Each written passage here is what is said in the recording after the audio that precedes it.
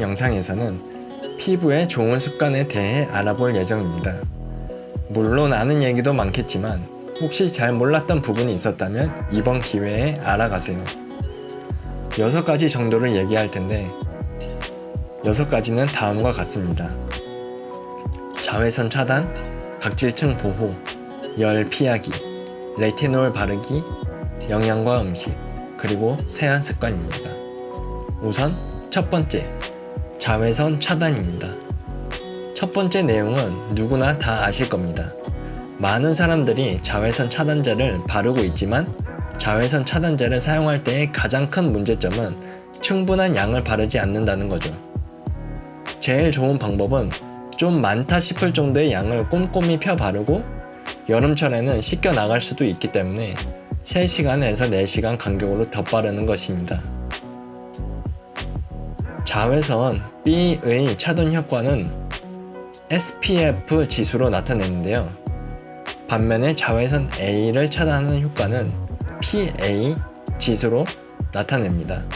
기본적으로 선크림을 사용하실 때 SPF 지수와 PA 지수가 모두 적힌 선크림을 사용해야겠죠. SPF는 화상을 얼마나 많이 막아줄 수 있냐를 의미하는 수치이고 PA의 경우 얼굴이 까맣게 변하는 것을 얼마나 막아줄 수 있는지를 의미합니다. 간단하게 결론부터 말하면 SPF가 30 이상이면서 PA가 플러스라고 적힌 제품들을 사용해 주시면 됩니다.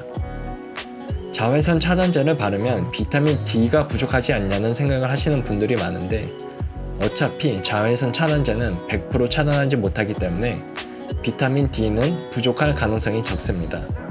또한 설령 부족하다 하더라도 비타민 D를 섭취해 주시면 됩니다. 두 번째, 각질층 보호입니다. 여성분들 각질 제거 많이 하시죠? 그런데 각질 제거가 피부에 악 영향을 끼친다는 거 알고 계셨나요? 각질을 제거하는 것은 우리 몸의 보호막을 없애버리는 것과 같습니다.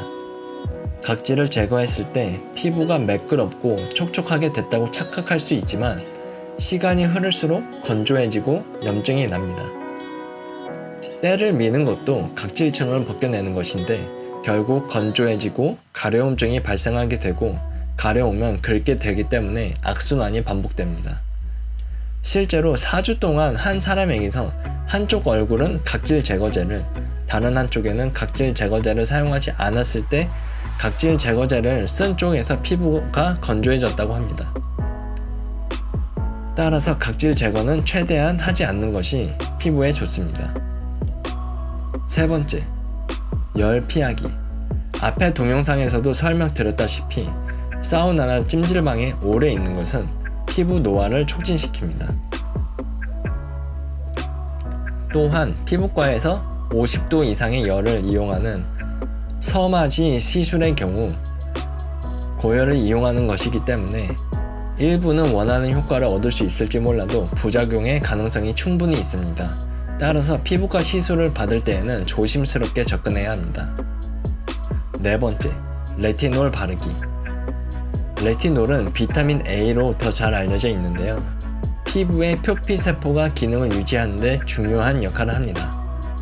이 비타민 A의 유도체 중 하나가 레틱노이산인데 현재까지 미국 식약청인 FDA에서 바르는 주름 치료약으로 판매를 허가한 유일한 성분입니다.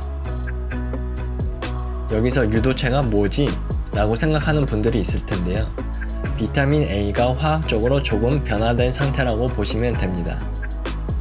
그러나 안타깝게도 레티노익산에는 0.01% 이상의 농도를 바르면 부작용으로 피부가 벗겨지고 따끔거리는 증상이 나타납니다. 따라서 가장 이상적인 방법은 일주일에 1회 정도 저녁에 얇게 발라주는 것이 좋습니다. 다음으로 다섯 번째, 영양, 즉 음식에 관한 내용인데요. 여러 가지 음식과 음료가 있습니다. 예를 들어 녹차에는 항산화 물질이 많기 때문에 평소에 꾸준히 먹는 것이 도움이 됩니다.